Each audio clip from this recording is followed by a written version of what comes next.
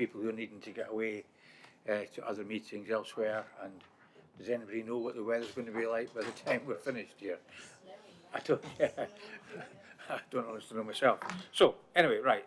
So welcome to the Corporate Scrutiny Committee for January. We'll go through the first parts of the agenda. Okay. Apologies for absence. Apologies from Paul Ray, Rahat Khan, Joe Lawson, Moses Crook, Ralph Berry, with Councillor Ahmed and Neil Ahmed substituting. Apologies from Councillor Samantha Harvey, with Councillor Tony Hames substituting. And apologies from Susan Lee Richards, with Andrew Cooper substituting.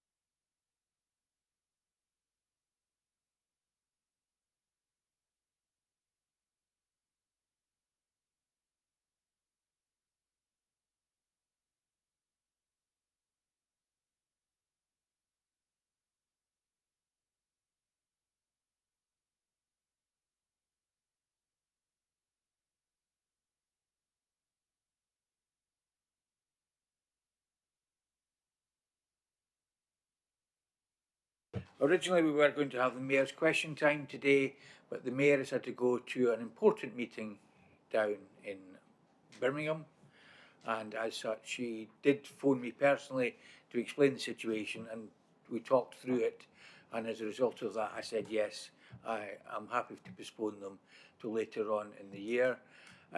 Then unfortunately that has led to some problems for some people, in that we've now split the meeting into two. And the one, I think it's on the 1st of March, or the other one, is now having to start at 9 o'clock in the morning because there is a training course taking place in here. What's the training course on, Khaled, can you remember?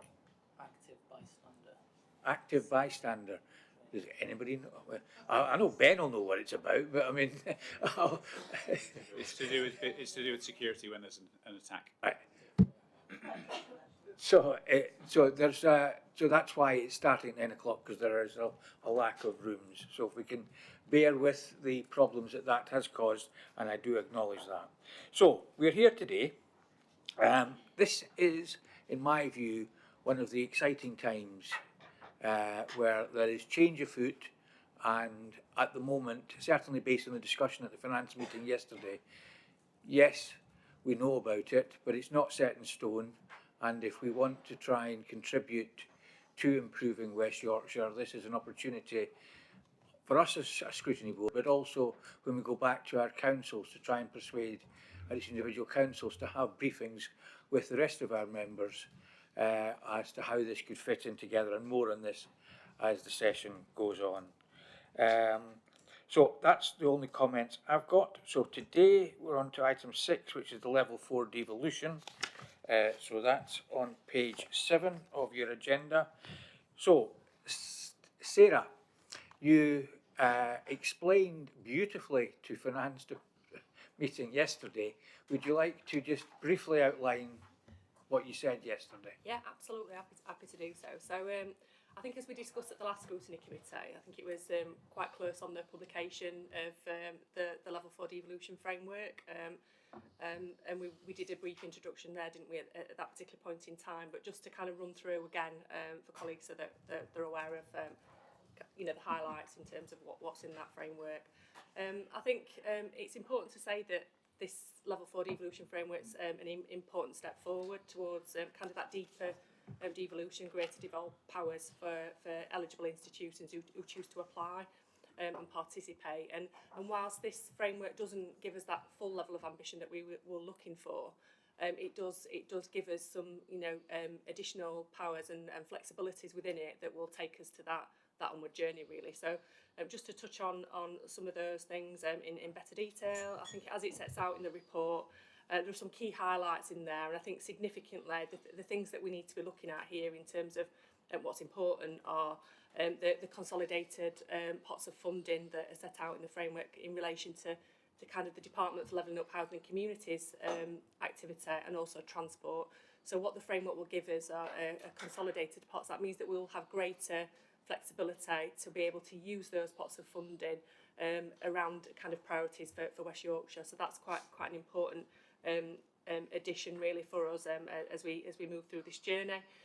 You'll also see in the paper that it references, for example, and you've talked about this at your committee last time, removal of gain share kind of gateway reviews, and that means that we'll potentially not have to go through as many hurdles in terms of the evaluation framework that we have done previously. So some removal of some kind of national kind of levels of hoops that we need to jump through to kind of progress. But also in there you'll see that there's further commitment towards develop powers for adult skills. There's activity there in terms of the Affordable Homes programme. It's an opportunity for us to also take up a new concurrent power with local authorities around public health. In addition to kind of the powers and flexibilities that are on offer in the framework, what is set out in that document is the ability for us to actually take on any powers that any other areas had access to. So that gives us an opportunity to look at what others have got and say, actually, this is something that we would like to be able to take forward at a point in time in the future. We don't have to do that straight away.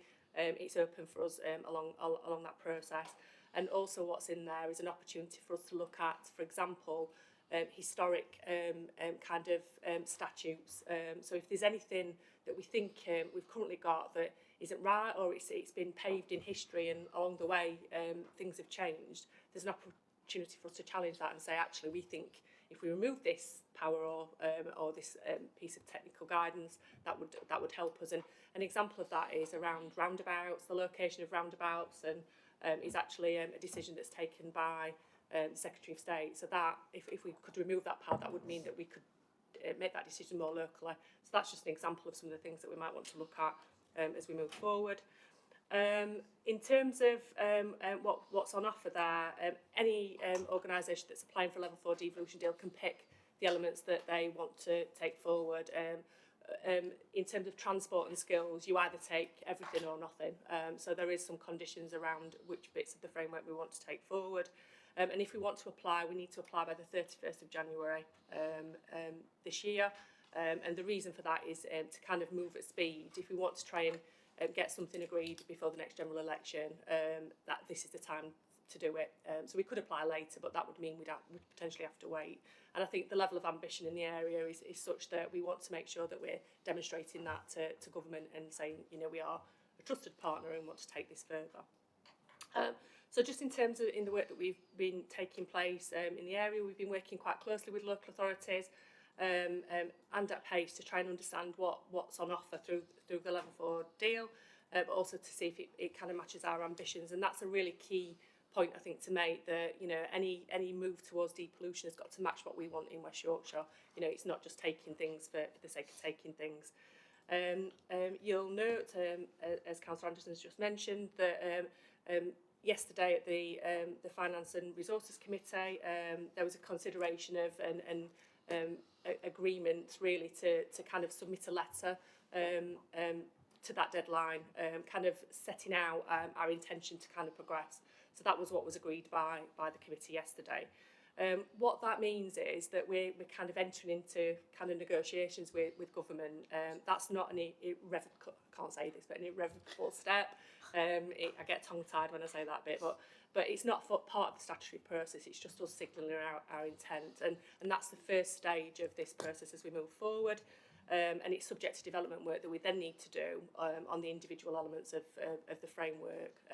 And what you'll see in the framework, there's a bit of a spectrum of things in there. So there are some offers that are around entering into partnership, which might not need very much negotiation at all, but there are others in there. For example, the concurrent power with public health, which would mean we'd have to go out to consultation on that. So there's a varying degree of things that we'd need to do. It's not the same process for everything that's on offer in there. So that's kind of just in terms of the framework or where we're at. I think it's important in the paper we have set out something about West Yorkshire partnership principles. As we start to move towards the next level of the devolution journey, we need to make sure that our partnership kind of develops and kind of evolves alongside kind of the new powers and flexibilities that might be on offer.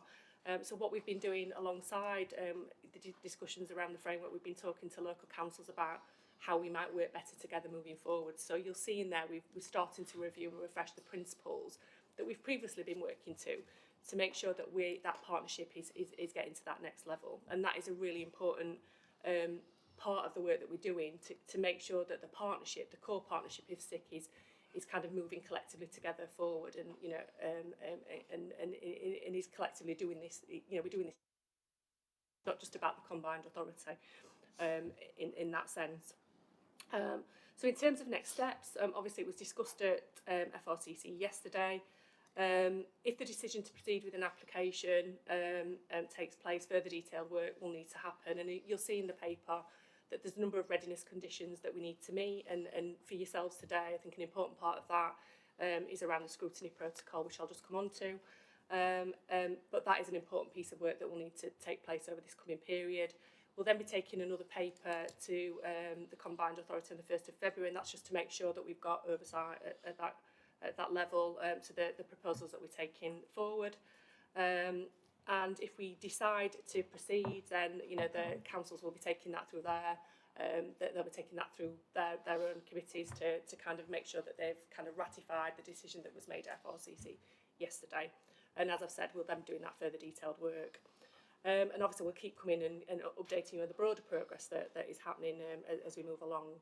Just in terms of the scrutiny protocol that's attached to the paper, that was developed in consultation with scrutiny officers, chairs and members nationwide, and I think we've had some involvement with DLUC in terms of developing that paper.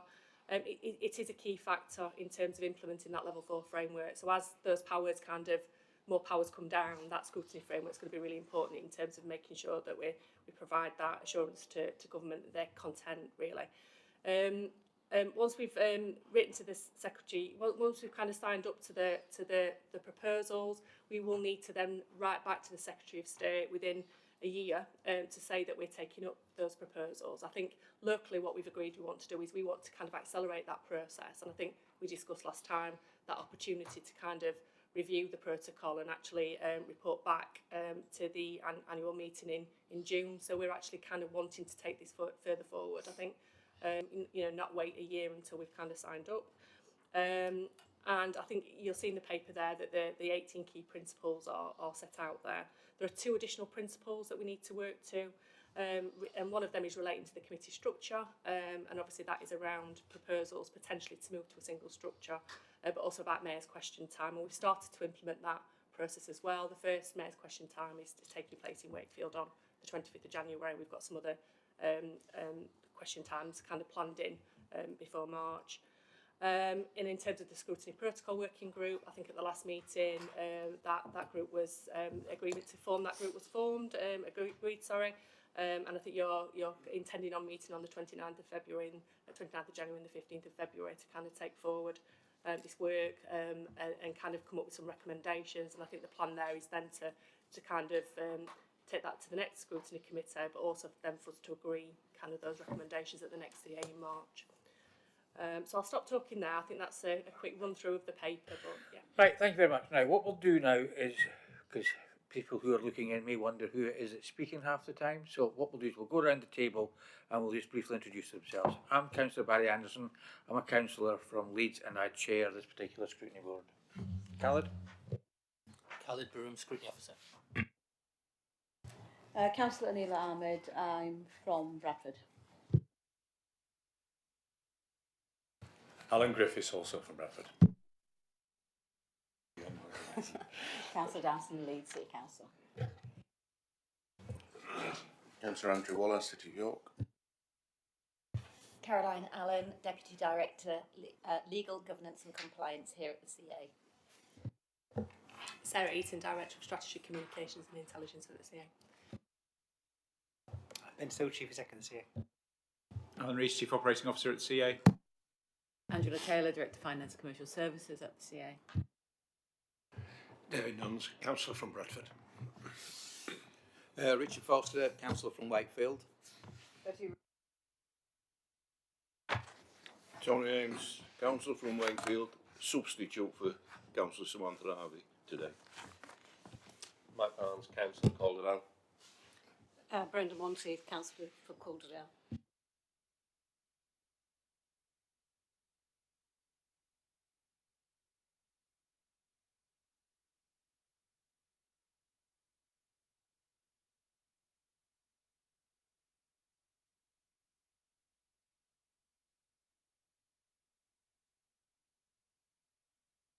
what I'm proposing to do is to go through on effectively on page 8 where you've got the different areas. We'll go through them one by one by one. But one question that maybe would be a good one for Ben to start on, the Trailblazers. Why have they not offered West Yorkshire the Trailblazer option? And I know it's a disappointment, you know that, but they didn't offer it. Do you know the reasons why? And is there anything more that we can contribute to enable you to get to that level? Nice, easy question to start with, Councillor. Thank you. But you would expect anything else from me. Thank you for that. So I would argue that the reason that we are having this conversation today and the reason that we're now looking at the level 4 framework is as a result of that question being asked to the government over the course of the end of last year as to why was it that only the West Midlands and Greater Manchester were given Trailblazer status. I think for a formal answer you'd have to ask the government because none of us actually understand, but it was certainly based upon the government's perception around the readiness and the maturity of those two areas. Put it that way, which is probably as much as I can say.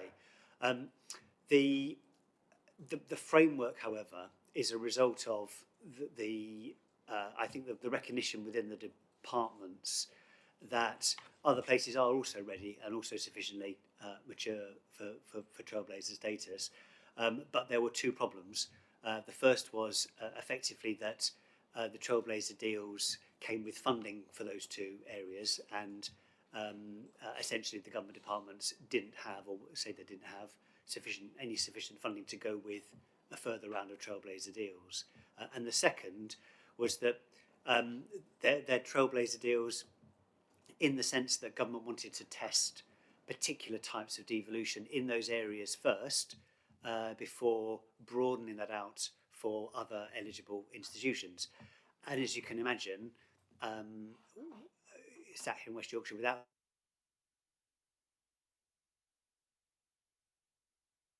So we were pushing as a group of combined authorities that weren't Trailblazers to see what the government could do around providing the essence of the status without some of the funding if that wasn't available. And the result is the framework. And I think the framework, as Sarah has said, doesn't offer many of the things that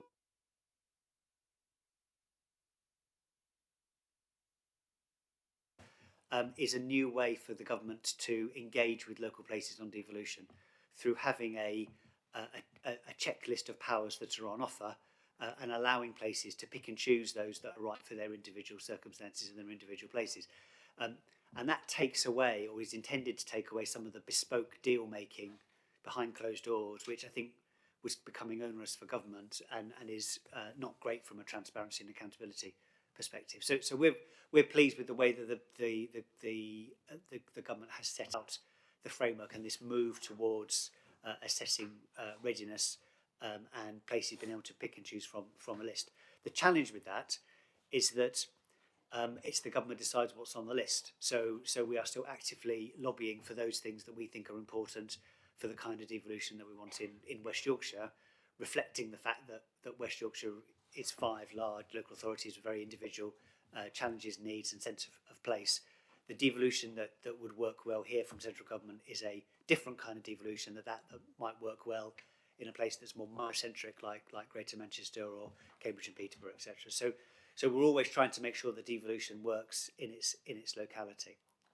Hope that answers the question.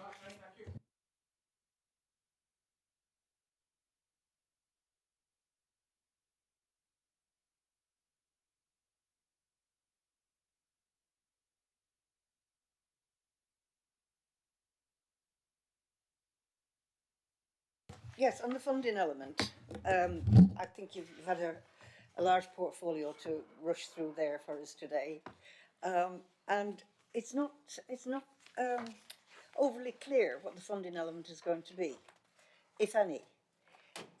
When I look at this in terms of, the removal of the gain share, etc., which has been a good element of funding, what is going to help, such as the combined authority, in funding mechanisms to take on the extra responsibilities that will come with devolution. There's obviously revenue consequences, and I'm going to come back to this in terms of capacity. Is that something that has been discussed or not been discussed in terms of looking at the framework and moving forward? I have a few more, if you wouldn't mind. I'd like the answers as we go along, Chair. Thank you. Who wants to take that one? So just in terms of there's no additional funding on offer through this level 4 devolution deal, I think as Ben just highlighted. I think what is on offer is the opportunity to pull together discrete pots of funding that we might get into one place, which then gives us the flexibility to kind of administer and deploy those resources in a way that fits our priorities for West Yorkshire. And the problem with having lots of different funding pots of money with different timescales, that means it creates quite a lot of administrative burden in kind of managing that. But it also means that we're not able to kind of deploy and move those resources around the priorities that we might have on a annual or multi-annual basis. So I think that is a really important bit of this framework that we feel would be of benefit to this area. So that's kind of in terms of the funding. So it's almost like funding simplification, really, in that respect. I think we're not removing the gain share funding. I think what is set out there is removing the kind of the current gateway reviews that we have to hit to kind of prove that we're managing the resources and the funding properly. So I think at the last committee you had a paper that set out the amount of work that we needed to do to pass through that gateway review, and that's in order for us to kind of then ensure that we're kind of delivering and to the government's satisfaction. So it removes some level of burden of bureaucracy around that gateway. It doesn't mean that we don't have to evaluate what we do and measure the impact, but we don't have to do that to the government's kind of. So to shorten process. the answer is no funding, extra capacity to deal with whatever the implications of Devo 4 are. Ben, you're shaking your head. I think these are just things that for the lay people here amongst us who haven't had the opportunity like this, which I'm grateful for, just to delve into that for us as well. Because when I look at the paper here and the key highlights, employment and skills, housing and land, and I'll make this a broad sweep statement so other people who want to come in, I'm sure. I wasn't able to attend the last meeting, but the meeting before that, Alan here gave a report in terms of housing and land, and the issue that we discussed at that particular meeting was that the combined authority had only managed to achieve refurb on just over 7,000 houses because of you identified shortage of skills, etc., etc. So in terms of all these activities here through a Devo, transport we know about, employment and skills. I'll just take the housing issue, for instance, here in land.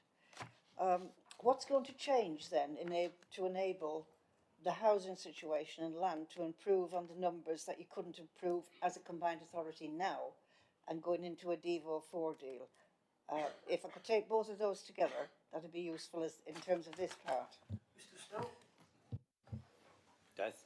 Thank you. So I think just to answer the questions really clearly, there is no funding of any sort attached to a level 4 devolution deal at this point in time. It doesn't mean that won't be the case. There'll be something different in the future, but at the moment, this comes with no funding, capital or revenue.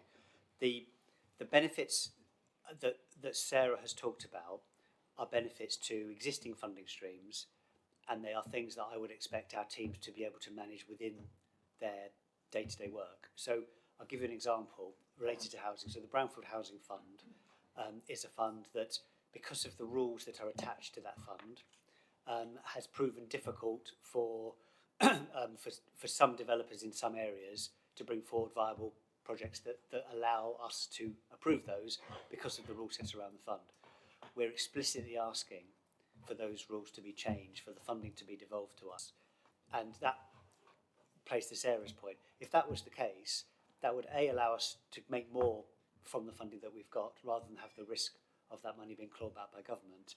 But actually also, if it became clear that we were going to underspend on a certain programme, such as that one, we could redeploy that funding for something else. So those flexibilities are really important it effectively amounts to new money if we're able to use the money more effectively and deliver better outputs as a result of it. So just to be clear, Chair, on that one, when I'm going back to Alan at the, not the last meeting, the meeting before,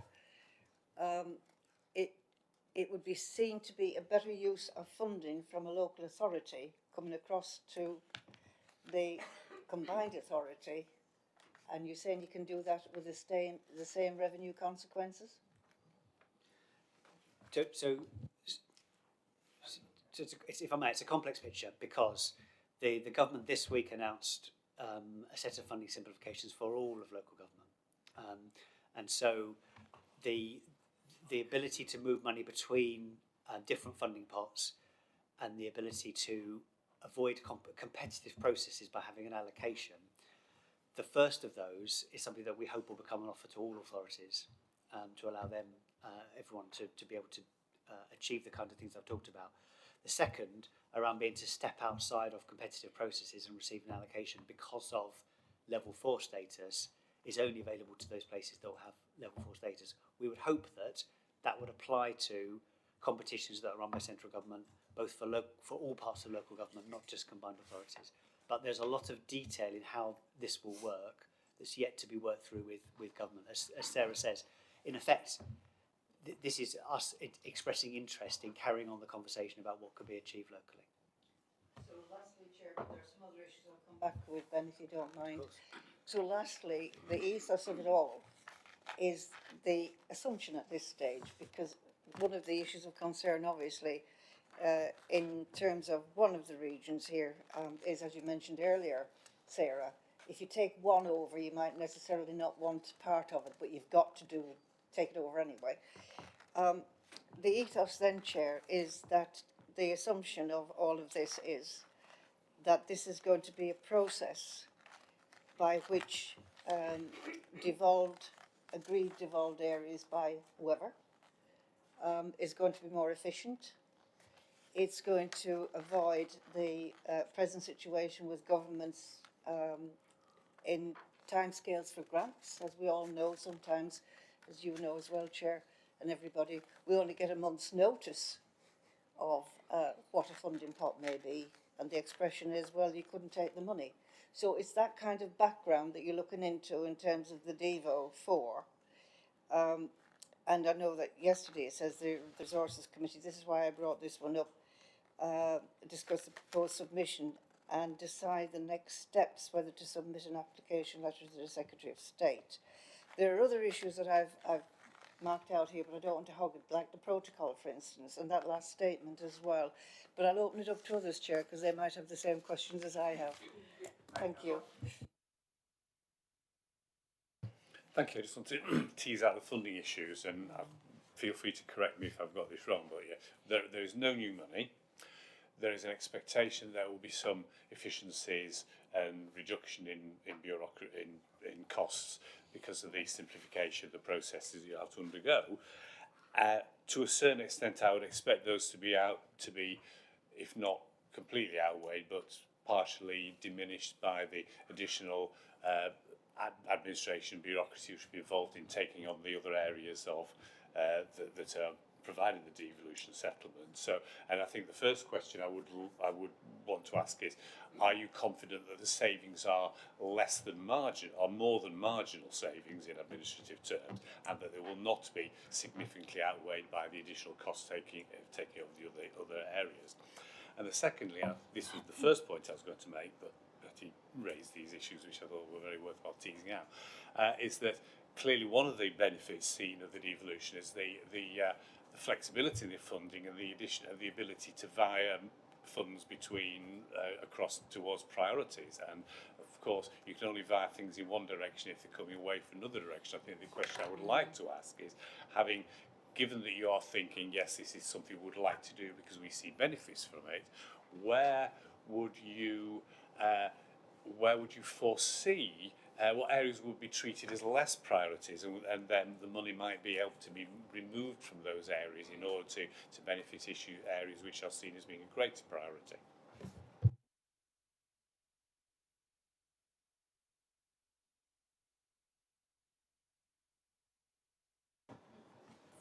Thank you. So, great question. questions. So can we be certain up front now that the savings and the efficiencies generated will outweigh the costs of additional requirements in terms of administration? I think we can be relatively confident because the majority of these areas are areas in which the combined authority as partners are already working, and the addition of greater flexibility should not lead to greater administration. There are one or two areas in here, particularly things in the transport space that we, put it bluntly, we're not asking for, but a part of the deal that would be new, and that would incur additional costs. That then raises the question of if government is requiring us to do something, does the new burdens doctrine kick in? Other mechanisms as part of the negotiations that we would seek to use with government to ensure that there was no greater burden on local taxpayers for these functions. So I think we are at a very early stage. The proper answers to these questions will come as we understand exactly what the implications of some of this are for us, and that's why it's important to recognise that at this point, no leader, the combined authority, the mayor have not agreed to implement any of this. We are continuing, it's the next step in the negotiation. So, does anybody want to come in on that?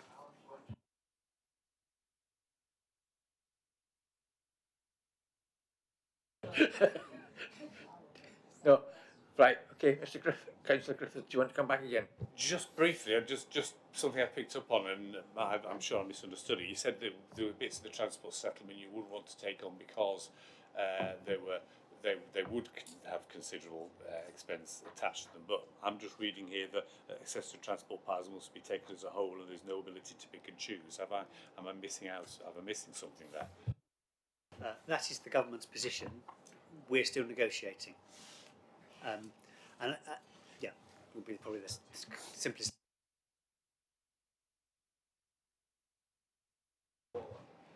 Sorry. Talking about government and finances just sends me into fits of it's either giggles or hysteria. I haven't quite worked out which one it is yet. But it was really interesting to hear what Councillor Rhodes and Councillor Griffiths have said, because all our local authorities at a time of financial crisis are struggling. Our authority has had £2.5 billion stripped from it since 2010, and I'm sure all my colleagues of whatever political persuasion would say exactly the same thing. And we're perfectly aware that the government offer pots of funding to come into local authorities for specific projects with no notice whatsoever, expecting you to deliver them overnight. So I'm really surprised to hear that they're now introducing simple rules that will allow you to move money around when, and it takes one control freak to know another one, when they have controlled our spending by offering these single pots for specific projects. And so I would just sound a note of caution over that one, because it has never ever happened in my knowledge before that people are allowed to move pots of money around. But if you're taking over responsibilities for areas from local authorities and other bodies, are you sure that that will not destabilise other services within local authorities? Our budgets are set very carefully to make sure that the most vulnerable are protected and so on. But we have other responsibilities around transport. We're delivering the active travel schemes and so on, which I noticed and we'll come on to later. So there is this thing about taking over services from somebody else and making sure that they're actually holistic. And I love the word assumption. We're talking here as though things are actually fact, and there's not a lot of assumptions going on here about what might happen. And although they're probably educated guesses because you've dealt with this often before, it's really hard to know what to do when you're assuming things are going to go one way and we just don't know. Thank you. So I'll just say a couple of things, and then I think both my colleagues want to come in as well. The funding simplification, I think you're absolutely right to be cautious and perhaps a little sceptical. It is the heart of the two trailblazers in Greater Manchester and the West Midlands that their funding streams, or many of them, get consolidated into a single pot, and they have a degree of ability to move money between them. And what's on offer through the level 4 deal is a kind of limited version of that within individual government departments. So because, for example, there are so many funding streams within DLUC, the Communities Department, that is still something that is worth pursuing. But even then, we're talking about a percentage of the total. So I think it's something, I mean, Sarah will have the detail, but somewhere between like 10-15% of money can be moved. So it's not full freedom by any means. I would say this is the kind of tentative steps of a government looking at what it's prepared to let go, and we are taking what we can with a view that we can make it work and then seek more going forwards. I think devolution is a long-term process, and so it's like chipping away at the way that things have been done. The other point I'd make, there's absolutely nothing in here that is about the combined authority taking things over from the 5 local authorities in West Yorkshire. I need to be really clear about that. There's only one aspect of that where that is a potential issue, and that's one of the elements that we're keen not to have. There is a tug of war between the fact that we view the objectives of devolution is about devolving centralised functions from central government to localities, to places, so that those decisions are taken closer to the people that they affect. Government recognises that, and some of the things in here do help towards that aim, but equally the government has got things in here that are about kind of giving mayors concurrent responsibilities or powers alongside local authorities, and that's what's happening with the public health part of this, for example. But in none of those areas is the combined authority taking anything away from local authorities. That's a really important point to make, and it's on that basis that the 5 authorities are prepared to sign up to this. I know what you're saying, and my ears pricked up when you mentioned public health, which is a struggle, I think. So my challenge going forward to you is to try and get a designated NHS dentist for every resident of our combined authority, and I'll leave it at that, Chair. To respond to any of that. I'll make a couple of points, and I think Sarah wants to come in as well. I mean, on the public health point, as it's been raised, we already do work on public health on the basis that over 80% of our health outcomes aren't determined by health services. They're determined by the wider aspects of your life. So when we're working on employment skills, housing, transport, etc., we're recognising that we have a key role to play in helping to improve people's health outcomes, and the public health power that we would have would be concurrent with the local authorities, and there's no suggestion that any of the public health services which are currently funded and run by local authorities would come to the CA. It's more about recognising the CA's role in improving public health. However, the points I was going to make were, number one, the point was made about the capacity to deliver within local authorities, and the impact that local government finance changes, which are at an unprecedented level of severity, as I think we all recognise, and the importance of local authorities having the capacity to deliver for the devolution agenda is made, or the Mayor will be making it, the Mayor and the 5 leaders will be making that point in the letter that will go to government, and the need for local authorities to have capacity to help with the kinds of things that the funding that's been made available through devolution is providing. It has been recognised by the CA over the last couple of years, where we've been providing funding from the gain share to help build capacity within local authorities. The second point was about the principles that are being established around partnerships, which Ben has just touched on, and Sarah might want to come in on as well, which is just addressing the point around the kind of what the combined authority will do, what the local authorities do, and how we will work together as a team of 6.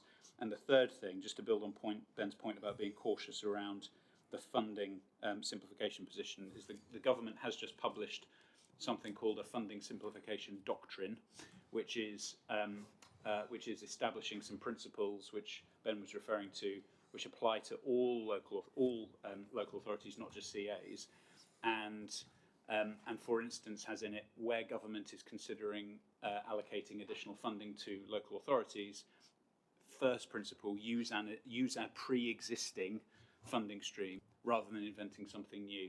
Because part of the challenge that both CAs and local authorities have is when a new funding stream gets allocated with completely new rules around it, completely new sets of measures. And so the Department for Levelling Up Housing and Communities has now said any new funding streams to local authorities, there needs to be a principle that existing streams are built upon rather than new things being invented. Sarah? Yeah, just briefly, I think the importance. I think Ben and Alan have both picked up on the points, but it was around the principles of partnership working. And the reason we've kind of highlighted that is because we are doing some ongoing work, working with your colleagues in local authorities to make sure that we're working on progressing the deal collectively together. The partnership principle is going to be really important. So you'll see in there's a specific principle about sovereignty. And agreement that nothing that we're going to take forward is going to is aimed at reducing the sovereignty of local authorities. So that's a really important piece of work that we're going to be doing alongside obviously the negotiations on the deal. So and on that point, I think it's important that we all go back to our own councils and say we need to have the conversations back again so that we can get buy-in or not get buy-in, as the case may be, because the points that Councillor Dowson's raised just now, we need to get clarity from each administration as to how they're going to interpret this partnership working. We need to all have an open debate, because we're not even guaranteed that all the authorities actually want somebody to take on some of these responsibilities on their behalf. Some local authorities would argue that maybe they should be passed direct to the local authority rather than the CA. I'm not saying that's my view, but I think we've got to have that debate, and that's one that we need to. So in terms of recommendation from this board, maybe we should be saying to the leaders, have your conversations back in your own councils as quickly as possible so that we can then feed back to you, and then you've got a rough idea as to where some set of your partners are coming from in terms of the discussions and the debates. So with that said, yeah. One final comment. I really look forward to seeing somebody from Wyker at our next Health and Wellbeing Board meeting. That'd be really helpful. Fine. Yeah, I've got Councillor Waller and then I'll bring in Councillor Rhodes. Thank you, Chair. I was reminded of some of the discussions that we had in the run-up to the City Region deal. And that's 16 years ago. There was at the time a lot of this could happen, this could be devolved, but when push came to shove, some government departments wouldn't actually let go, and transport in particular was a problem at that time. I think it's important to understand the reality of what would be let go in a meaningful way, i.e. there are resources that match the expectations rather than what councils have had for year after year, is the government says, well, we're giving you these powers, we won't give you the money, but the public will expect you to deliver it. So it's really understanding the sense check that's been done in terms of this would be an adult conversation to have with central government about properly handing responsibility to a devolved structure, and it's been an ongoing debate for many decades now, really. So it's understanding where we are in that position. Thank you. Mr. Still? It's another great question. I would say that you're right that we keep having to go back, and hopefully I made some of these comments in my opening remarks, that to what is the objective of devolution, and it's got to be to help. Devolution's got to support the achievement of better outcomes locally, and we want devolution where we think devolving functions from central government will aid that, and we don't want it where it won't. And just to pick up on one of Sarah's points, that doesn't mean we're talking about a relationship just between the combined authority and central government, one of the partnership principles in here is about subsidiarity to the most appropriate level. Increasingly, we're in a territory where actually this is about passporting responsibilities through to local authorities with the resources to go with that. It is a challenge. I think it's fair to say that the devolution agenda and achieving the kinds of things I've just talked about has taken a back seat in terms of national politics for a number of years, and it's only recently that it has resurfaced through the announcement of the two trailblazers and then the announcement of level 4. So we are hoping, and we are certainly will be putting our views into the kind of the general election process. The views about what local places want from devolution is made clear to both political parties, or for all political parties, as they go forward into the next parliament. Okay, right, Councillor Rhodes, then Councillor Barnes. Thank you, Chair. Coming back to the paper, I've made several little notes here. First of all, you've got a working group currently scheduled to meet on the 29th of January, the 29th of January and the 16th of February, looking at the issue of the protocols, etc. And you've already nominated people onto the scrutiny board to be the representatives looking at that. Can you tell us what the terms of reference are for that working group, please? Callum? Just hang on a moment, Khaled. You're going to tell me the terms of reference. I'm asking the officers here. Have you seen a copy of the terms of reference? Are they agreed?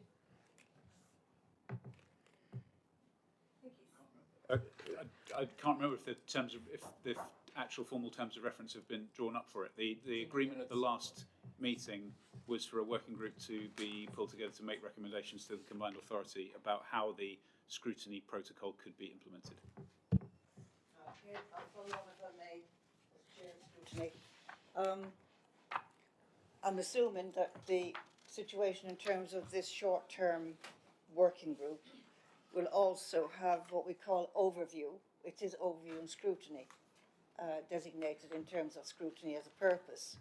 So who is the officer that's reporting to you from these terms of reference that you haven't got here for us, from an overview point as it's going ahead, rather than a culmination of the agreement for submission on the 8th of March?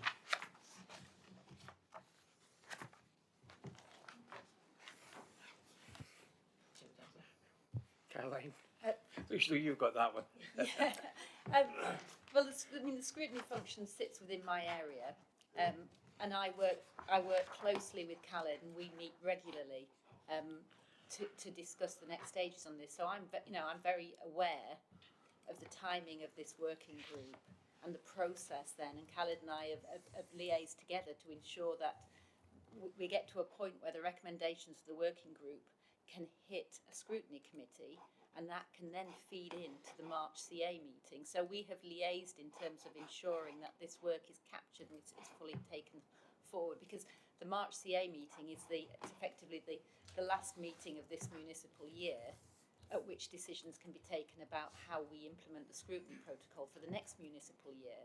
So it's absolutely critical that we hit that date. So we have worked together, but in terms of very much that oversight role, rather than me becoming involved in what the scrutiny committee might actually, what those recommendations may look like. So Khaled is very much, we've sort of kept that separation. Khaled is very much the lead person, working with the, linking in with the working group and scrutiny committee in terms of those recommendations, but the process to ensure that that is then taken forward effectively, we're liaising on. So I don't know if I've answered your question. There's a big agenda and some people have to go.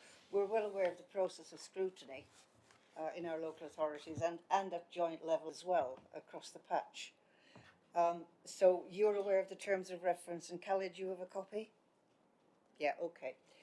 In that case, being this is so short, and it is a very important part of the process that you're going through, because you have representatives here across the patch, is it possible, Khaled, or has it already been discussed, that those terms of reference can be made available to all the representatives from the various authorities here. So from an overview point of view, in terms of going forward, each local authority then can actually have an overview of how the terms of reference are being monitored and what its duty is under scrutiny process.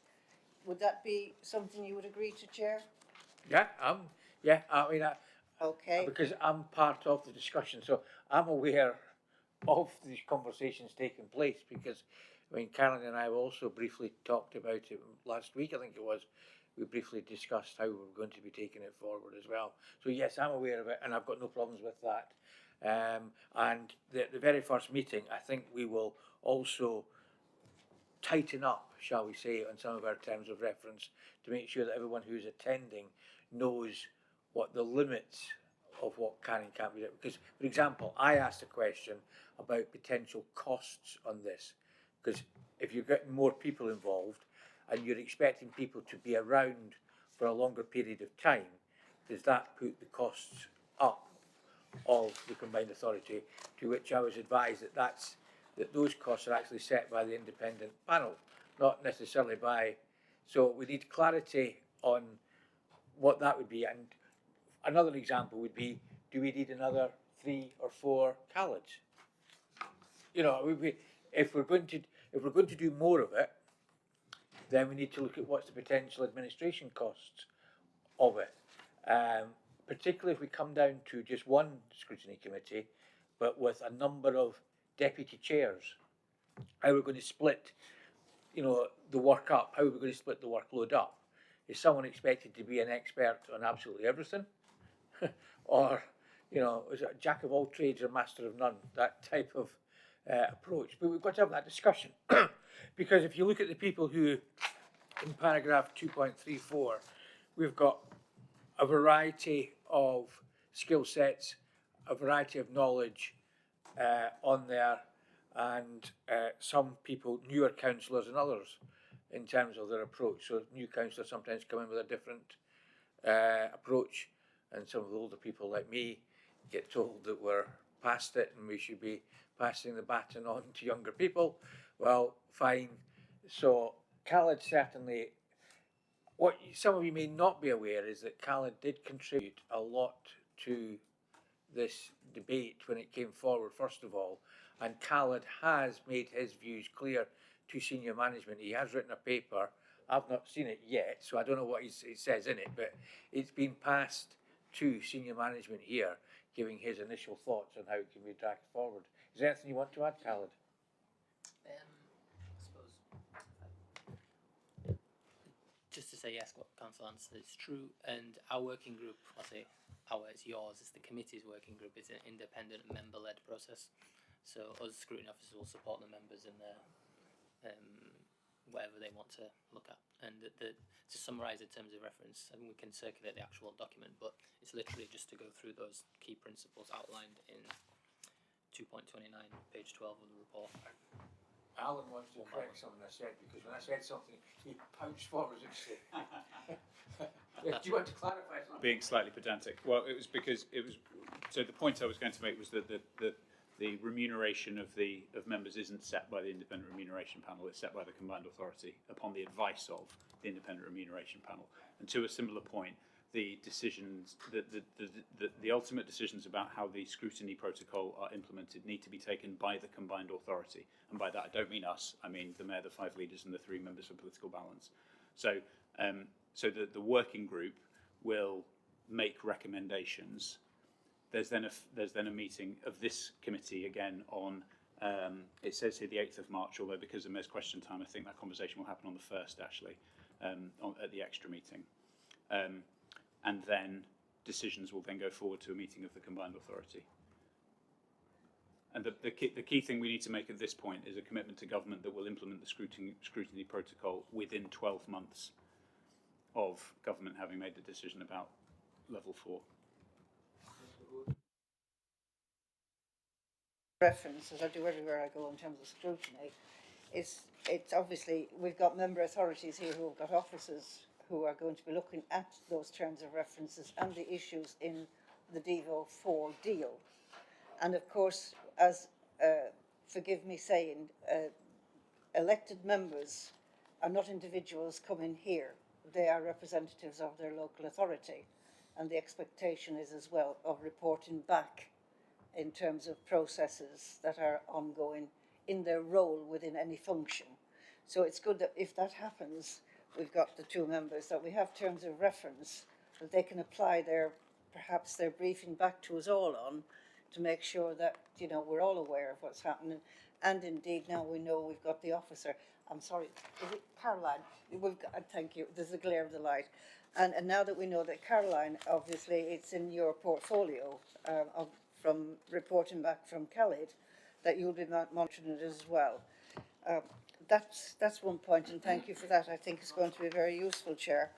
I'm coming back to, in terms of Councillor Dawson-Jane. Alan, you mentioned the working in partnership, etc. And you mentioned the involvement that you have with health through various partnerships. I don't know about anybody else around here, but Chair, I'm sure you will as well. I sit on the joint overview scrutiny committee for the whole of the 5 authorities, and I personally haven't seen, and I would have welcomed, I have to say I would have welcomed, Alan, where the combined authority, and I'm sure where we're all involved with health, would have seen the advantage of the combined authority working with local scrutiny committees on its priorities, and there's been no information to my knowledge on any of that, which could have been advantageous to us all, Chair, to see where partnerships through funding could have worked together, and we could have looked at the issues that maybe could have added value to what you're doing, but that hasn't happened, Alan. And I'm going to go on again, if I may, Chair.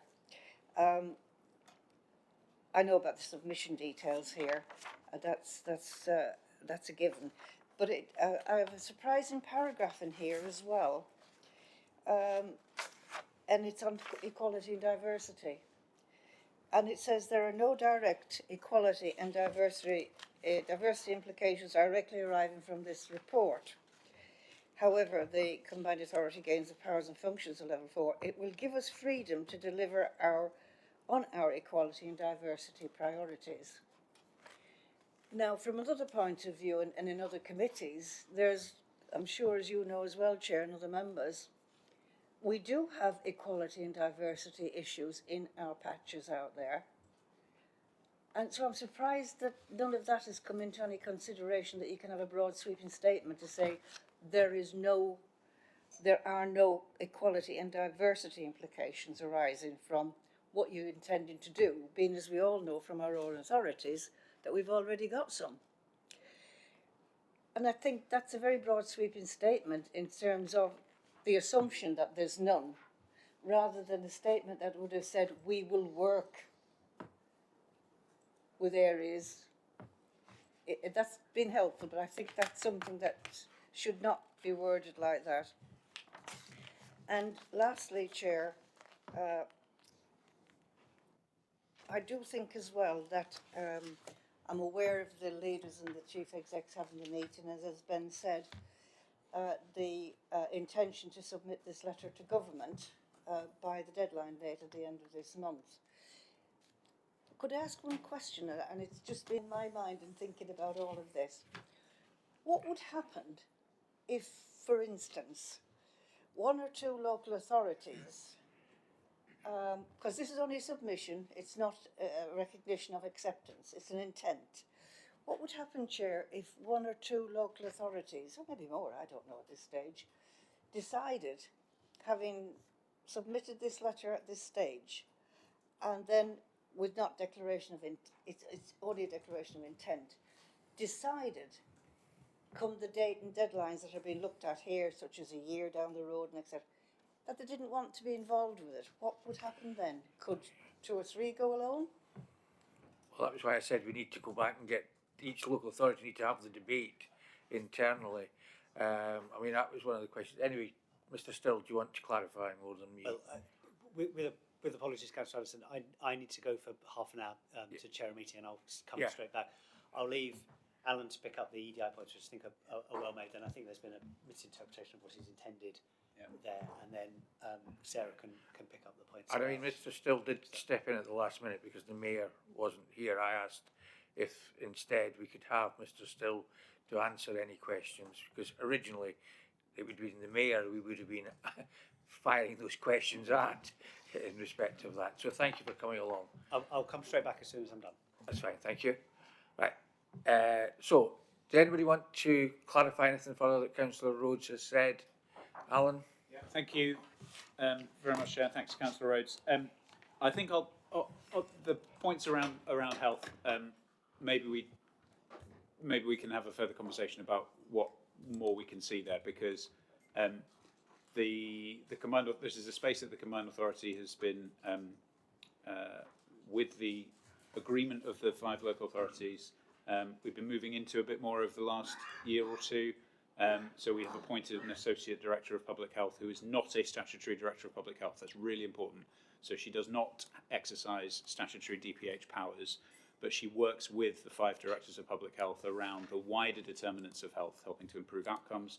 And we have signed a partnership agreement with the Integrated Care Board that sets out how we will work together. So really happy to expand on that with councillors separately, and to come to whatever, and to have colleagues come to whichever sessions might be necessary.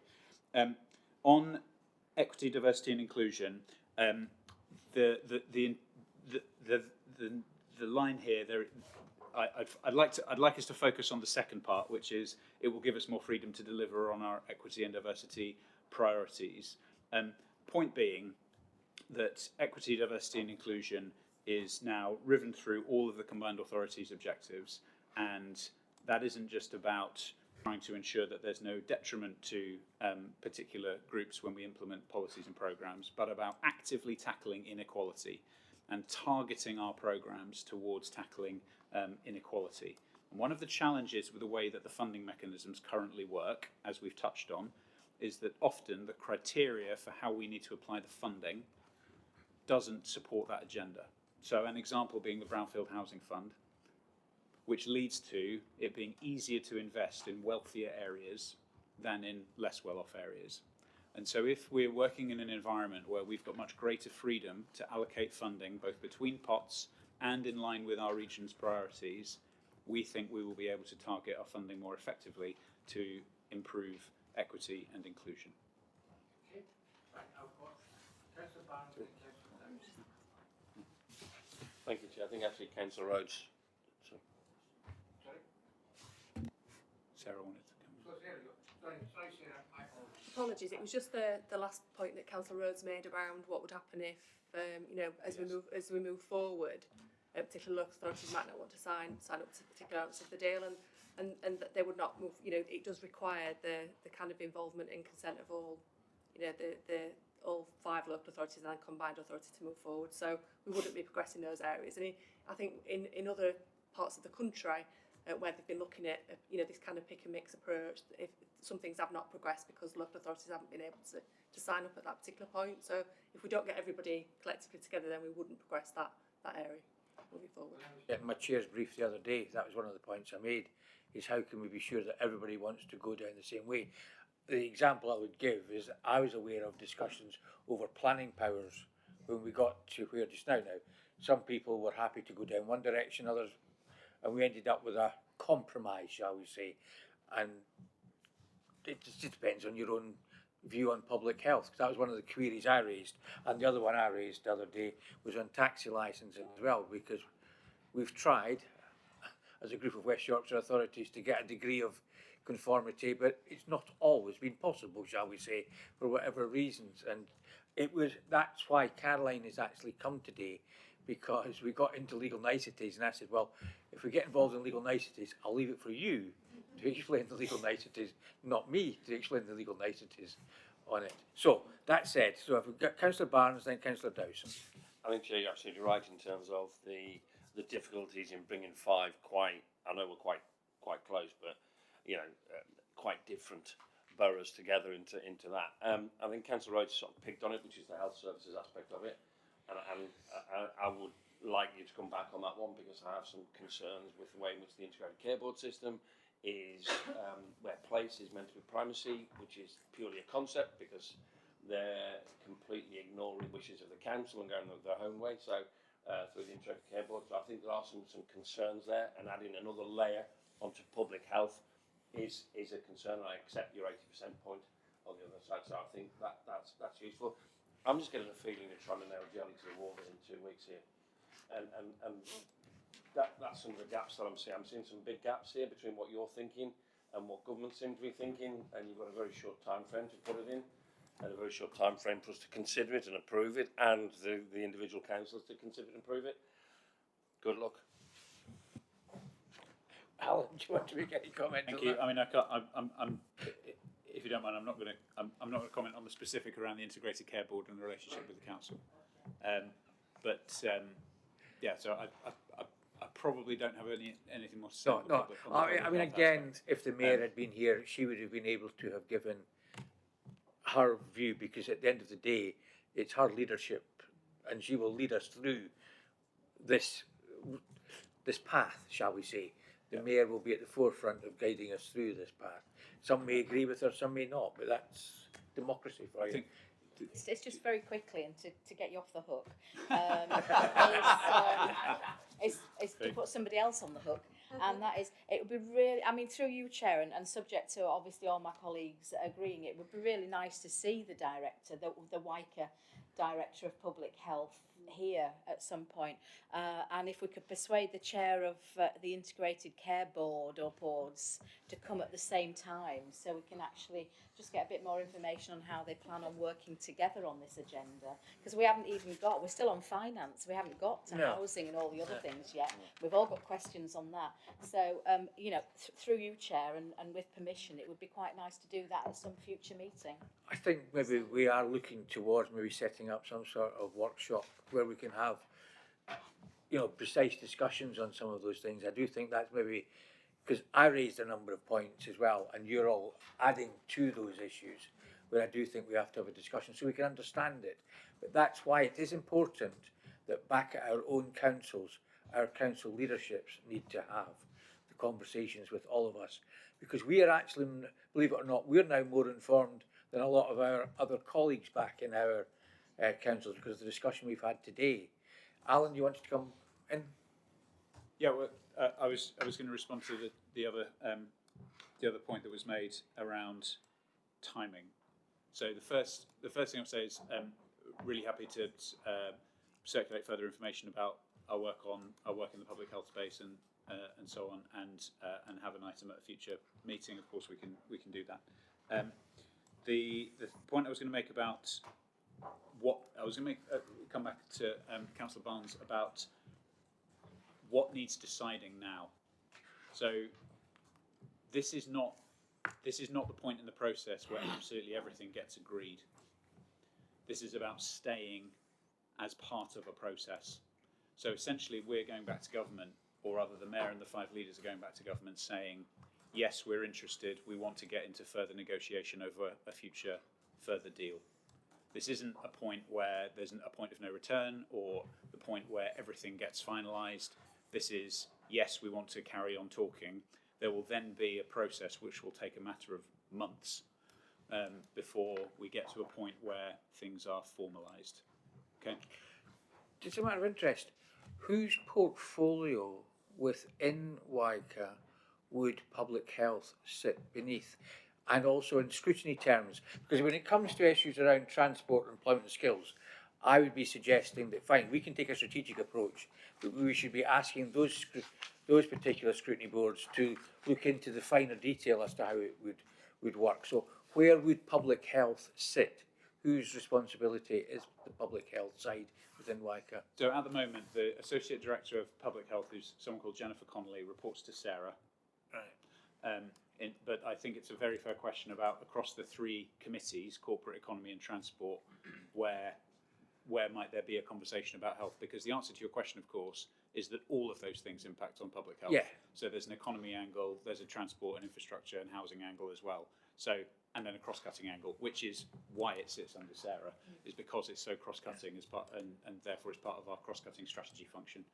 It's like finance. Finance sits under everybody's as well. I mean, Angela can spend every day at scrutiny meetings, I suppose, if she explain. I think, Jerry, you're quite right in terms of where the particular lines go. Yeah, yeah. Because that's the only way scrutiny can look at it, really. Yeah. But just to be sure, an associate director doesn't have powers like a director of public No. health. They can liaise and they can come back with reports, but they have to be in line with the priorities within each. It's advisory, probably more than anything else, isn't it? Correct, and she attends West Yorkshire DPHs who meet on a regular basis, and the point I haven't made, which I should have done, is that she is employed by the Combined Authority on secondment from the ICB and is a jointly funded post. So she's not just working for the CA, as it were, she's jointly funded across both the CA and the ICB. Okay, right. Okay, Councillor Dowson, did you want to come in on anything? No, you're okay, right.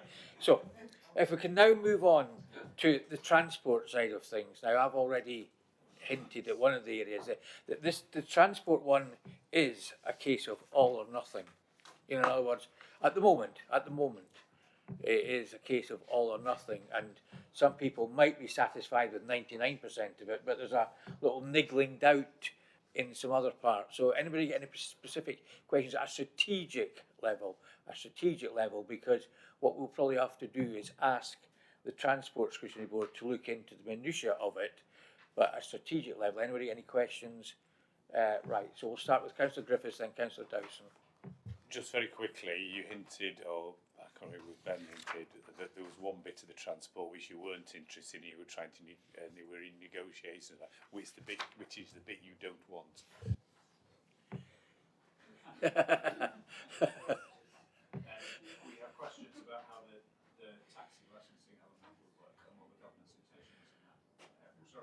We have questions about how the taxi licensing element would work, where local authorities very reasonably have got questions about what the benefits of changing the way that operates would be, particularly given that the West Yorkshire authorities and York already collaborate on applying similar standards for taxi licensing. Councillor Dowson. None of which helps when people are allowed not to have a taxi licence in the area they operate. But if we can crack that nut, maybe that'll make some difference. Just warning, it doesn't seem to appear in here, so maybe it is something that doesn't appear in your remit, and that is electric car charging. Because there's an awful lot on ticketing and key routes and buses and so on, and but nothing on how we're going to get more electric car chargers, especially as a lot of us have back-to-back houses. There's going to have to be new rules around either drilling underneath or waving something over the footpath. And, you know, how are we going to ensure that all our residents actually are able to use it without having to queue up for hours or wait to charge their cars? Has the department that looks after climate change got any view on that? Do we know? It's not something that's not on offer through the framework at the moment, at this moment in time. That's not something that we've been given additional. Can you, I mean, if someone was to ask you, if one of the local authorities was to ask you for funding in order to support them in doing a piece of work, is that option open to them to come to I think that's Combined happening Authority? already through some of the programmes that we've got in place, and I think quite recently that we have taken some approvals, I think through the Combined Authority about projects that are precisely doing some of that activity that you're talking about. So Dowson? It fits in perfectly with all the work you're doing on active travel, and we have had and not had and had consultations on 2 active travel schemes in my particular ward, and I could lay out all the positives and negatives of the level of consultation that went into those and the results. And one of the comments that came up again and again was what about. So people weren't against cycles, they weren't against walking, they weren't against the zones. Is how you actually integrate everything into that around public transport, around, you know, electric charging, around zero emissions, around all sorts came into the actual comments that came from residents around this. But electric charging is something, as we get closer and closer to the sort of deadline, which I know the government's moved their deadline on. We haven't as a local authority, we're still sticking to 2030. But these issues, which might seem quite small to people who've got drives and so on, are really actually, if you live in a flat or if you live in a back-to-back house in our inner cities, and you work maybe as a private hire or a taxi driver, if we bring it back, and it's your livelihood, how are you going to ensure you charge your car is actually really important. Mr. Rees? Well, and we are investing in electric vehicle charging. It's just not as Sarah said, it's just not something that's available through this additional framework. But there is work happening in the combined authority. I think where we are at the moment, we're in the middle of a procurement exercise to start the next stage of the programme.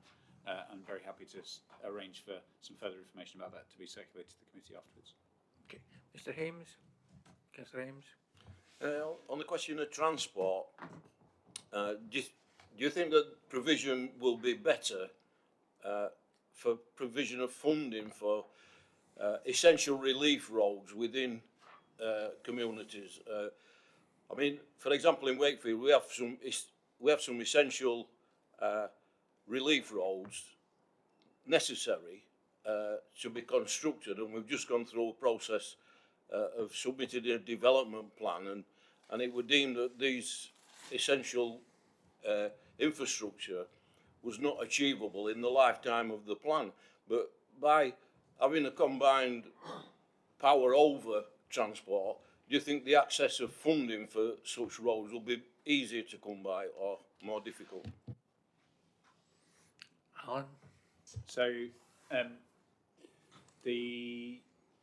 for those kinds of big projects, we're still delivering the West Yorkshire and York Transport Fund, which was agreed in 2014, which had a number of major infrastructure projects in it, and we are 10 years now into that, and it's up to a 20-year programme. So there are still some projects within that which are in the midst of delivery. The next two things that are relevant to this, I think, are firstly the City Region Sustainable Transport Settlement, which we're in kind of phase one of, which is £800 million for a range of infrastructure projects around active travel and some bus station work, and that also includes funding for mass transit. The next stage will be what's called, sorry, it's the government's terminology, not mine, the City Region Sustainable Transport Settlement 2, and there will need to be a process with local authorities to establish what the priorities for each area should be that funding is then used for. So I would expect in the future for there to be a further process whereby where we ask local authorities what those kinds of priorities are for each of their areas. Can I just come back there? Yeah. We actually received funding to produce a strategic outline plan for a particular relief road. And we received that funding from the Combined Authority, and we also received a certain amount of funding towards producing a business plan. But then, when I made inquiries about that, it said that there were no plans to include that particular road within the scheme, and I'm just wondering why it's dried up, like, you know, and whether that situation can be altered. I mean, is that something that the transport scrutiny should maybe, you know, be asked to look into, unless anybody knows the answer, without getting involved in a protracted debate by that particular site? I think, Chair, we'll have to get an answer. Maybe Tony could from today's meeting. Yeah, I mean, if someone could That's fine. speak to Councillor Hames after the event. Yep. Right, anybody get anything else? Yes, Mr. Councillor Griffiths. Sorry, something else that just caught my eye in the report. You refer to offers related to pavement parking, and something that's a particular bugbear of me. I could never understand why, when it's illegal to drive on pavements, the fact that you are on the pavement can't be taken as evidence of the fact that you drove on it, and that's another story. when you look at the detail, though, it talks about the eligible institution working with payment to identify payment problems, and develop a consistent like using available powers as appropriate. As far as I can understand, the available powers are nil, which is rather unhelpful. And then it mentions that the government is currently reconsidering its response to the National Pavement Parking consultation, which is probably a fit because the consultation finished, I think, it's about 3 years ago. So if they are considering it, they're not considering it very hard or very expeditiously. I guess the question I'm asking is there any hint, or is there something that could be perhaps teased out in negotiations to whether actually there might be some form of response, even if the response is we'll devolve the decision on whether you can control pavement parking to combined authorities rather than making it a national rule that the local authorities can do it in some way. And do you have any hints of that? Is there, or is the only information you've got what's actually in the document from government there? Before you answer that one, Sarah, Appendix 2 that you gave to the Finance Committee yesterday goes through in a little bit more detail a number of the things that we've got before us today. Could you make that Appendix 2 available to Absolutely, members? yeah, absolutely. Because that does add a little bit of... A bit more detail, yeah. We can certainly do that, yeah. That's not a problem. So I think the pavement parking issue is something that was an aspiration in one of the levelling up white paper, kind of aspirations. So I think there's obviously something there around taking this forward and some appetite to do that. I think we've only got at the minute the current level of detail, and that's something that in discussions with government colleagues we're trying to tease out further. So I think that's one to watch really in terms of that detail coming forward, because I think at the minute it's just how are they going to respond, and obviously an intent in here to try and do something about that more locally, I think. So we will keep you posted on that as we have further detailed conversations, I think, at this minute. But it's definitely something that they're looking, I think, to try and move forward now with. So I think there's a bit of movement on that. Yes, Ahmed? Yeah, just to follow on from that, I mean, I don't know colleagues around here, but my inbox is constantly full of emails from disability groups where they are really struggling with getting their mobility vehicles across pavements. Mums and dads with pushchairs. This is something that we've been talking about since I came into council in 2016, and I was part of the health scrutiny group that initially had A-boards banned on pavement. So I don't understand why it's still taking such a long time to get this resolved. This is something, it's not going to go away. If pavement parking in London isn't allowed, why is it allowed anywhere else? So why is something not being done about it? Why is funding not being put towards getting this remedied? Because it affects a lot of people's lives. We don't, just because we can squeeze through a small spot, sideways, it doesn't mean that everybody else can do it, and it is affecting people's daily lives. I think it's important again that we note that in the comments we've got here, and when we feed them back in to you as senior management, to the areas that you need to come back in the future when you come to give us an update to answer those things. Because some of those things you might have been able to second guess today we would raise, but these are the concerns that we have on the ground. We are the ones who are having to try and explain to our residents why they can't get this, and they say, well, you can do it here, or in some cases, shall we say, enforcement is variable. That we will take actions in some cases. Yeah. Can I just come back, Chair? Thank you. And just going back to the EV, electric vehicle charging situation, a few years ago, it was discussed, and I can't remember where I saw it discussed, regards to where electric vehicle charging points aren't available to back-to-back homes, for instance, that they were going to start using street furniture, i.e. lamp posts, etc., to become charging points. They are changing quite a lot of street lighting in quite a few areas within Yorkshire, and those new lamp posts we're going to cater for doubling up as charging points as well. So is that something that we're still looking at? I know it happens around Europe. Are we looking at that, or is that something that's just been shelved because either it's too expensive or something else is going on? Certainly not happening in Leeds. Yeah. So, well, just to help the committee with this, I've found what I was looking for, which is just some further information about our work on local electric vehicle infrastructure, or LEVI. So, we have been working on on an electric vehicle infrastructure strategy, and that is important, having a strategy for it, because that then helps to inform future business cases to government. We need to show that we've got a plan so that we can then go to government and say, can we have some funding to help deliver it? And we've had an allocation of what we think will be just under £16 million of capital funding. It's still subject to the government have set up this new office for zero emission vehicles, so they still need to give final approval for it, but we're expecting to get capital grant funding of 16 million and just over £1 million of revenue, and some of that revenue funding will go to support roles both within the combined authority and within each of the 5 local authorities to help deliver an increased number of electric vehicle charging points. Councillor Dowson?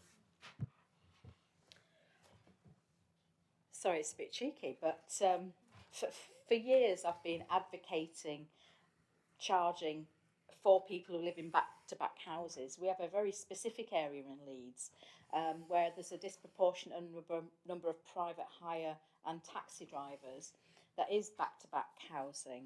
So I'd like to put forward that area as a trial area with this £16 million, so that the residents who live there can tell you firsthand what their issues are and what their problems are, both from a pedestrian point of view, but also from a driver point of view. Okay, right. Anything else on transport?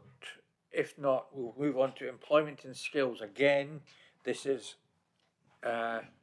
it's a winner takes all, basically, and this one is any views on Councillor Rhodes on employment and skills? Forgive me again, I've looked through the paragraphs in the report, given the information and definitions all along this, and in each of them I think I've just found one where it mentions and we go to the heading of skills and employment, and it's from page 18, and under B it says an eligible institution, and that mention is made in quite a number of these headings. I'd love to know, Chair, what the eligible institutions will be in terms of the determination as we go forward. As I've looked through it, I've outlined how many times it's said, but it's like all these acronyms that we have, there's no explanations in any of it. Is it possible for us to know, Chair? Sarah, do you want to explain that one? I think it's a general term really for, I think now because there are different types of combined authority, rather than trying to reference individual mayoral combined authorities, county combined authorities, it's just a general term really to cover combined authorities without actually kind of spelling them out separately. But it is the combined authority that's got to that level of kind of readiness to take on level 4 powers. So I think it's just a general term really to cover all of those various different acronyms really. Yes, and being as it is a general term, if I go to page 35 in terms of eligibility and access, it says there about the devolution framework will be available to combined authorities, combined county authorities and local authorities with an implementation level 3 deal, including a direct elected mayor, a leader in post, unless specified, indicated otherwise. There are some broad statements that unless indicated otherwise, what does that mean? It's like eligible institutions. There are lots of institutions out there that may have a different degree of eligibility and accountability. So within that process of all of these headings where I've underlined it all, who would be the responsible body within the proposed new devolution that would actually be responsible for defining whether an institution is eligible, or the broader context of what that means? Yeah, it means us. It means the combined authority. So it's us that would be the eligible institution in this respect. No, it's fine. I should have said whose portfolio would be responsible for checking on quote unquote eligibility criteria institutions. Alan? Me. So the government is responsible for defining whether they think an institution is eligible. So we are an eligible institution because we already have what is now the government is describing as level 3. So we are an eligible institution. We have consulted informally with government to check that we do indeed meet their criteria, and we do. But it is in my portfolio to ensure that the organisation continues to meet the high standards expected of government that then makes us eligible for further devolution, and it includes things like our governance arrangements, our assurance framework, the way that we make decisions, etc. Just to pick up on a detailed point that you mentioned where you said, what does unless otherwise specified mean? So an example of that is government has been clear that if a institution which would otherwise be eligible is in some form of intervention because, for instance, of alleged financial mismanagement, then they would not be eligible. That's the kind of thing that I think is covered by the unless otherwise specified. Chair, that's very interesting, Alan. Thank you very much. What about authorities then that are in a 114 situation at the moment, section 114? We don't have any, so it's not a matter that has arisen yet. So we are not. So the it's not a that's different from the government intervening. So it's not a matter that's arisen at this point. Again, I think it's a point to note and to get clarification on. Yes. As to what would that mean, because without getting too political about it, in the short term, I think there's going to be a number of authorities that will slip into that, shall we say, as for whatever reasons. Let's please not go into them, but there, there is an acknowledgement that there could be some authorities, and surprising authorities, because if you look throughout the country, it really has been surprising, some of the authorities that have actually ended up like that. You think, well, they actually live in quite wealthy areas, and they've got the problems, not necessarily deprived areas. Councillor Griffiths. Just want to clarify this, I do think it is important. Yes, the combined authorities is an eligible institution. Should any one of the constituent authorities of the combined authority be in, for example, section 114, or have other issue which would therefore cover the category of unless otherwise specified, does that stymie the whole devolution deal for the full 5 authority combined authority, or is the judgment of the eligibility the combined authority as an institution on its own rights entirely, rather than because of the in any context of the constituent authorities within it? So the eligibility is of the combined authority rather than the other local authorities. We are, of course, as you might expect, working through what the implications would be if one or more local authorities in West Yorkshire were in a position where they issued a section 114. I would just draw a parallel with the West Midlands, if I may, to answer the committee's question about what government's position on this might be. So Birmingham City Council have issued a section 114. There has been no indication of government that is affecting the West Midlands Combined Authority's position in terms of being a trailblazer devolution area. Okay, Councillor Hames. Employment and skills often depends on the provision of worthwhile jobs. Whenever a government department is relocating, or a finance company or insurance broker are looking to relocate, we seem to have to go into competition with members of our combined authority, and we more than less we lose out to Leeds in this location, in this sort of area. Will, as a devolved area, will the distribution of worthwhile jobs as coming from relocation of firms be taken as a whole, or will we still be in competition? So the combined authority works with the local authorities on when it knows about companies that are interested in locating in the region, and works with those companies closely in terms of what's the kind of space that they're looking for, what types of jobs are they, and what are the options are available across the whole region. And the team does explicitly work with the aim of ensuring that the companies that are interested are made aware of a range of places across the region, and actively works to ensure that that new jobs that we are able to influence the location of, and of course it's limited because ultimately it is a decision for the relevant company, but we do actively work to ensure that those are, to try and ensure that they're spread across the region. So the other point, of course, is that the location of of new jobs within one area of West Yorkshire is not just of benefit to the very localised area that it's in. It also provides greater benefit to the wider region.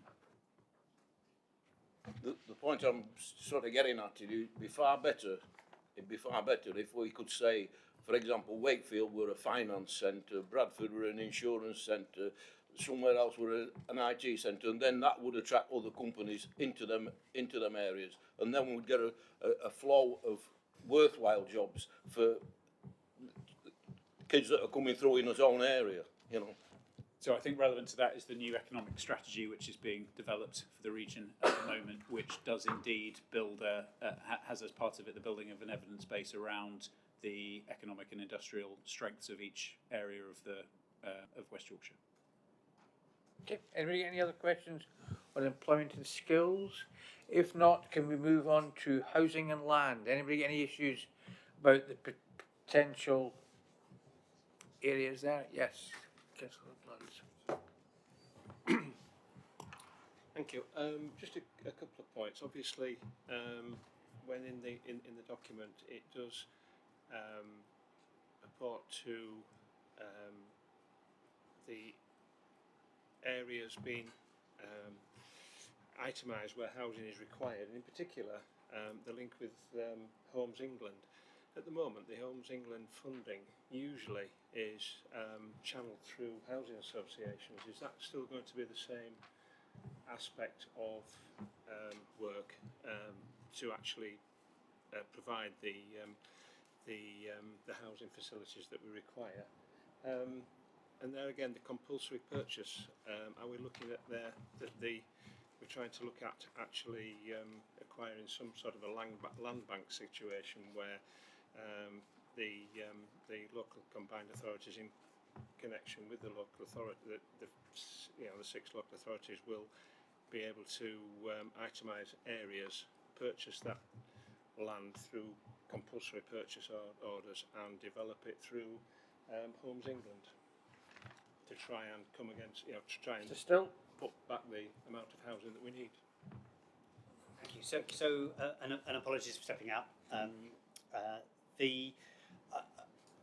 I would say the thrust of your question, the answer is this is more about working in partnership with Homes England than it is about Homes England programmes being devolved to local control. So the strategic place partnership that we have with Homes England, that is the first of this nature and depth and sustainability in the country, is a good example of how the government would like other places to work. So this is an example where actually what's in the deal here is probably reflects what is already happening in West Yorkshire. So the strategic place partnership is a board that's chaired by the mayor, with the leadership of Homes England around the table as well. And this is looking at what are the key development sites, be they in public or private ownership, and then what is the bespoke actions necessary to unlock those sites. So I think the things that you've talked about in terms of specific actions is part of the toolbox, but I think it's kind of the ambition here is how do we unlock the sites and what is needed on an individual basis rather than a collective programme of acquisition or anything like that. Does that help? Okay. Anyone got any other issues on respect of housing? If not, net zero, climate change and natural capital. Anybody got any issues on that? Don't look like it. And so the final one, public health. Now we've had a discussion already on public health. Are we probably saying, right, fine, we note this and we would like scrutiny to be defined, which scrutiny board, I think, but if we get clarity on which scrutiny board and ask them to maybe get the officers that you've mentioned already to come together and we could have a better discussion and understanding as to what role the combined authority have in public health and where, shall we say, there might be areas of overlap with what is happening in local authorities. So are we happy to park that one there and leave it up to someone to say which scrutiny board should do that, and then we'll set up a working group to actually have a proper discussion on it. So we're happy with that? Yeah. Yes, yeah. Just on that, brilliant idea, absolutely. We need to find out which umbrella it sits under, and plus, because it's such an emotive subject and there's so much to discuss on it, maybe a standalone meeting for that topic on its own at some point, because you know, within the constraints of other subjects, this needs to be discussed on its own, I think.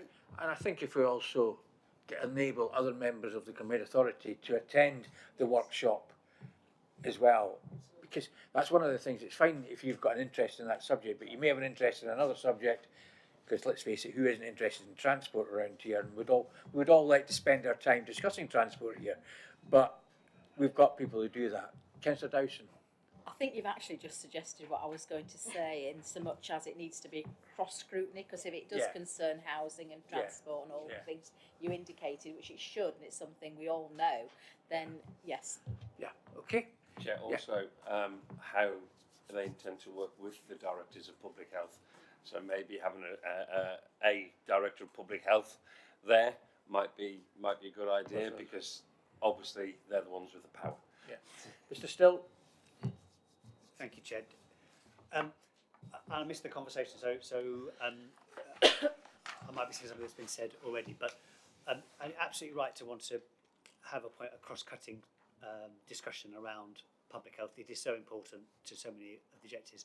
But I would iterate a point that Alan made before I left, which was that from our perspective, this is absolutely not about the combined authority taking anything over from any of the local authorities or any other part of the integrated health and care system. This is much more about how do we ensure that health is in all policies effectively, that we're looking at every opportunity to improve health outcomes in partnership with the rest of the system. It's absolutely not about anything more grand than that. Councillor Dowson. I think we've got that. I'm going to explain that really clearly. I think we're more about how we work in partnership and how it's integrated for the results that we all want to see. Yeah. Okay. So, and then we've got the separate scrutiny one that we're setting up the working group, so that will be fed back to you all, and some of you are participating in it, and those of you who aren't participating will be able to see either the notes when it finally comes forward to scrutiny formally, because my reading is actually reform of scrutiny is going to be vital to convincing the government that we're on the right tracks. You know, that more and more services are being delegated. I do think the general trend is for more and more funding to be delegated to combined authorities, not necessarily local authorities, rightly or wrongly. But so I think they just want reassurance that there is going to be democratic accountability. Hence the reason asking the mayors to do more public Q&A sessions so that people can ask questions, and also to try and enable councillors to actively hold the mayor to account. One of the things I've said since I took over chair here is, and it's come out again today, is without having someone, a political person sitting at the top there, we occasionally ask questions that need a political answer rather than an officer-based answer, and it can, I mean, you're talented enough to be able to handle it, I accept that, but in some cases it actually needs the debate, and that was why when we set it up we were going to have the mayor here, so if there was any political angle, the mayor could have expressed the political angle behind it. So can I thank you all for your contribution this morning. Now what's going to happen, well at least my understanding, is that our comments will be fed into the process. Officers will reflect back on how we can all work better together when the problem starts. Now I've got actually a question for Angela. Have you put anything in the budget next year to enable officers to spend time developing this? Is there an actual line in the budget that money's been set aside, because officers are doing their jobs today, which is good, but if they're going to have to take time out of those jobs, is there any budget in the proposed budget so that we can discuss this more fully as a combined authority? Very good question. There is no budget line per se. However, as we'll go on to, each team has been required to put together business plans for next year. They are clear what their resource allocation is, and it is their task to match the two up. So some of this will be a case of using resources differently rather than adding in, because there just isn't capacity to keep adding in. Because it's going to be quite an intense piece of work when we get down to the minutiae as to how it's going to affect the different sections. And some people will thrive. Other senior managers may say, oh, I can't do any more. I'm already working at 100%, thank you very much. So we need to have the debate as to how it's going to affect. So hopefully that's given everyone an idea today. And if you can get this Appendix 2 that I said was given to Finance yesterday, that does put a little bit more meat in the bones as well, which is a great help.